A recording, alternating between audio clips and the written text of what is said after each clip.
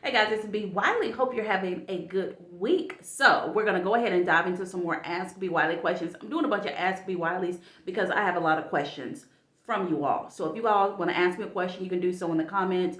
You can go on anywhere on my social media, DM me, inbox me. I'm on YouTube, Facebook, Instagram, Twitter, or you can go to Quora.com, Quora.com, look up B Wiley, leave the coach off, be Wiley, and you can ask me your question anonymously, whether you put your name or not, your profile, your picture, whatever, doesn't matter to me. I'm literally not even looking at names. I'm just going down my list from people across the world. Literally, I'm international, all about my cashional, who are asking me questions about dating, relationship, breakup, communication. So this question came up. What are some signs that it may be time to end a relationship, but you're not quite ready to break your partner's heart? No one's ever really ready to break anyone's heart. That's nothing that we wake up in the morning and be like, I'm about to break this sucker's heart in half.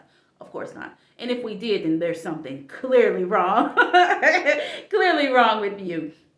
So the signs that you need to break up, what is your mental health like? What is your mental health? How are you feeling when it's time to spend quality time with your partner, whether that means going on date night every week that you have planned and y'all always done every week on this particular day of the week, whether that means when you have to engage with them and or do certain things for them that's just a part of your relationship, a part of your routine. You'll know when you hear the sound of their voice. Typically, if they eat something, the way they smack, you will find the wildest, strangest things about a person that you're with that will get right on up underneath your skin and on your nerves when you know that the bigger picture is, I need to be done.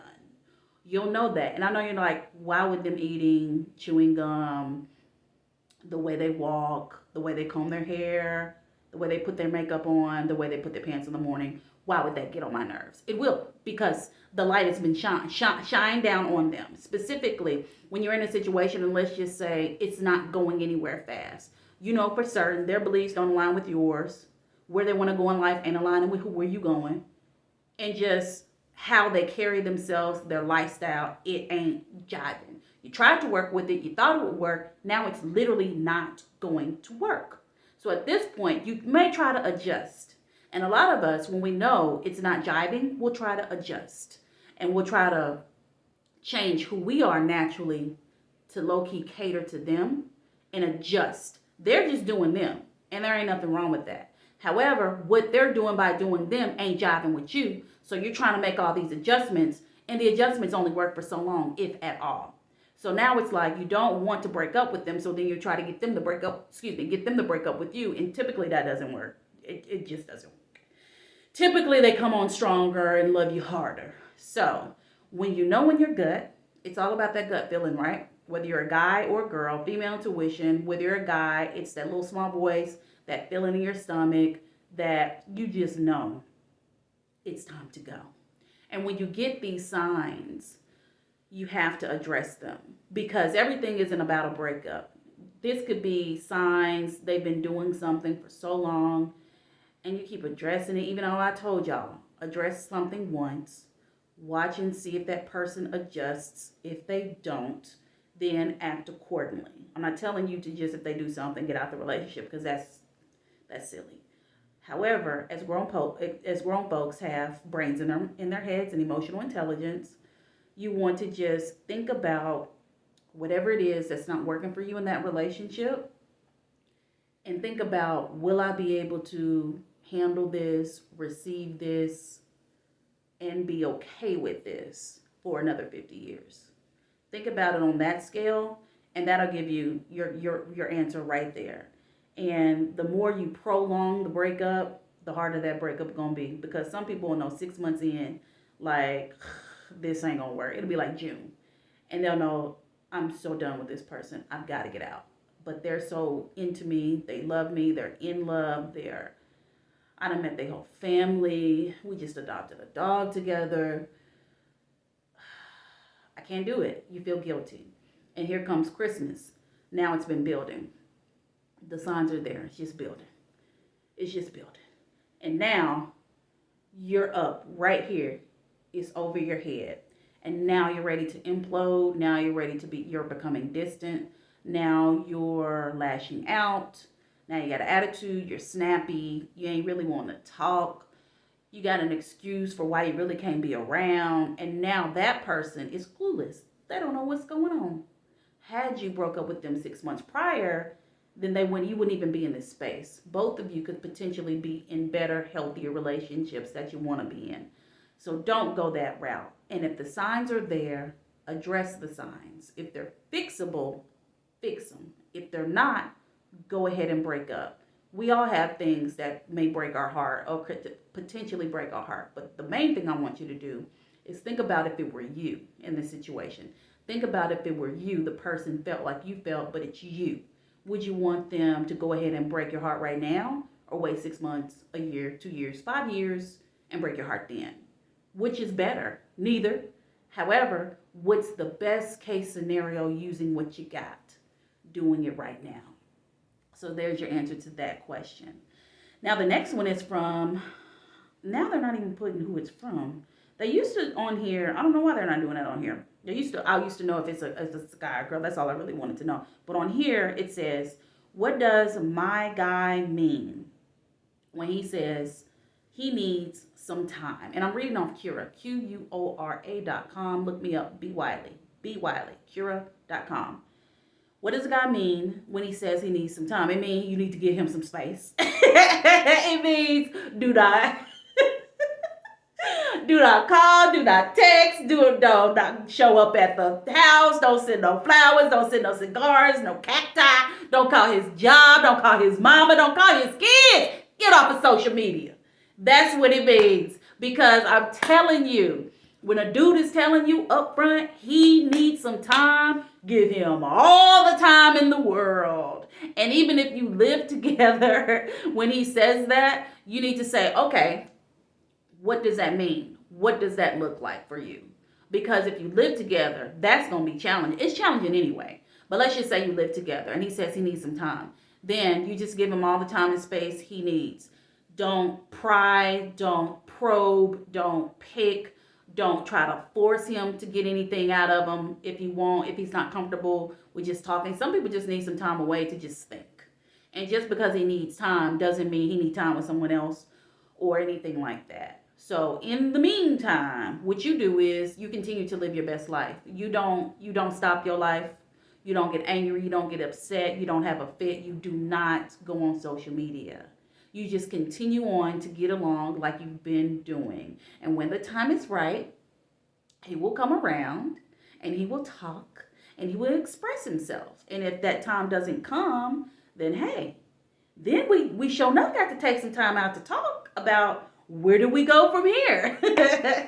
Because yes, and y'all know me. If y'all been watching me, I'm going to be professional and give you guys the insight and give you the tools that you need. However, I'm going to make it fun along the way. So I'm not a real stiff person.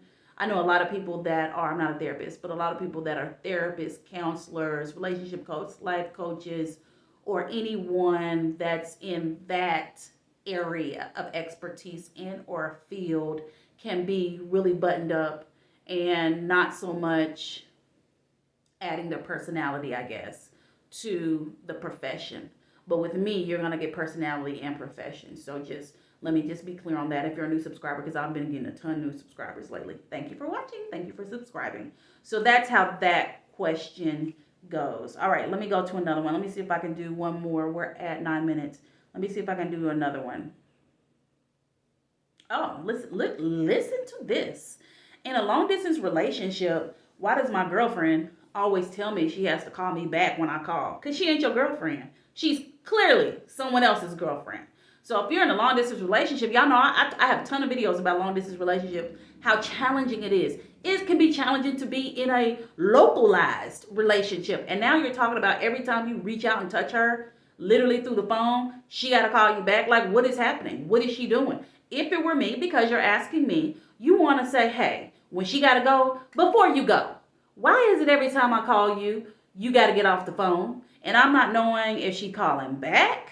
Is she sending you a text message? Is she following up? Like, what is happening here? But that is a huge red flag. So the next time she got to rush you off the phone, or maybe you can't even get a word in edgewise, you send her a text and say, hey, I'm not sure what's going on. However, there has been a pattern that every time I call you, and typically I don't say this on text message. You know, I say get on the phone or get in person. But with this case, he can't get on the phone with her. She keeps getting off. So in this case, you address it through text message. I'm not sure what's going on. Being in this long relationship, lead with love. Lead with love. Start like this. Hey, Heather. I'm going to use Heather. Her name is Heather. Hey, Heather. I've noticed since we've been in this long relationship how we used to once talk every day at certain times of the day that were allocated, that worked for the both of us. And I really enjoyed that because we are long distance and we can't see each other every day. So when we get those moments in time to talk, it really warms my heart. However, transition, don't use but. However, I'm noticing lately I've called on give examples of the days and times you called. I've noticed that on Thursday I called you, last Saturday I called you, 2 weeks ago on a Wednesday afternoon I called you. You literally could not talk.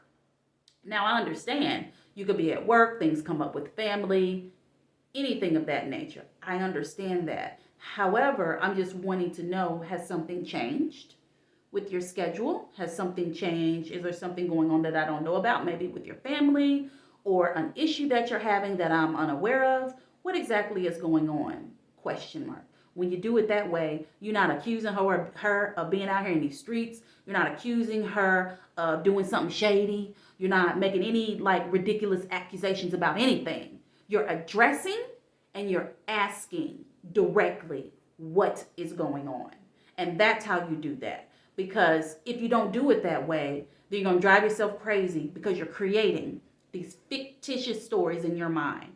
And you're creating things that aren't happening. And then fear comes up, you get anxious, and then you're off the rails. So if this is happening to you, even if you live locally with this person, do what I just said and let me know what happens. Let's see if we can get another one. I'm at 12 minutes here. Let's see here. Is it possible? This is an interesting one. Oh, no. I'm going to skip this one. I'm going to go to this one. My partner of 8 years and I haven't talked in 3 weeks after a fight. And we live together. He has been purposely ignoring and avoiding me. Is it time to end the relationship? I have some videos on TikTok where I talk about guys who will literally and deliberately mute their mouths and decide that they're done talking and they're going to use being on mute as a manipulative tactic in order to break you down and basically get you to beg them and forget about what y'all was even arguing about, forget about the issue and just skip over it and act like it didn't happen. A lot of guys will do this. Not all guys, of course, a lot. It's common. I know it's common because every time I put up a video about mute mouth, why he ghosted, anything centered around why this dude ain't talking, those are my highest viewed videos. And so if you've been together for 8 years, can you imagine being with someone for 8 years and y'all live together and y'all haven't talked for 3 weeks? Is this a thing? Like, if this is a thing, let me know in the comments. I've never lived with anyone. I'm 41. I've never lived with a guy. I will not, unless we are literally in holy matrimony. But outside of that, I could not imagine. Like, that just does not fly for me. Because, I just said, like I say in all the videos, communication is king and queen. And so, oh, man. What I would do, if it were me, since he doesn't want to talk, I'd write a letter or type it. Probably email it. That's what you do. I'd email it to him, not no text message, because ain't no dude trying to read no long book and no text message. But if you can email it and or type it up or write it in the letter. Those are your 2 options, period. And you put in there, you know what I'm going to say next, lead with love. So we're leading with love, because I know you love him after 8 years and you live together. You lead with love. And then you give gratitude. And then you bring up the fight.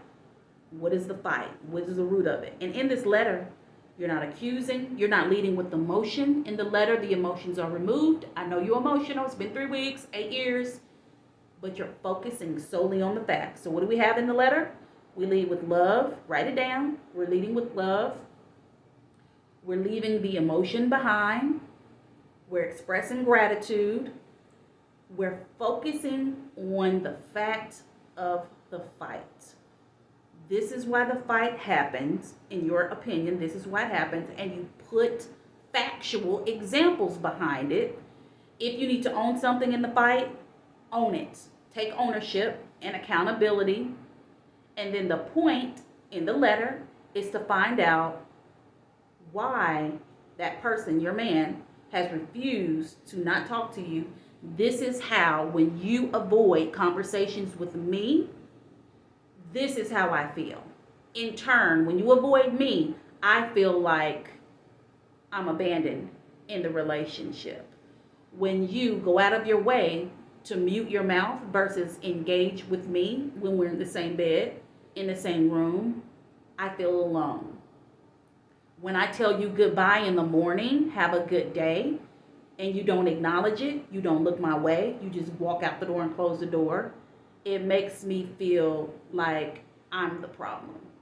Give them these examples, do it like I'm telling you to do it, and then end it with, all I'm seeking is a resolution. If we can come up with a solution, a resolution, I'm all ears. I want to get down to the root of it so that we both can continue both.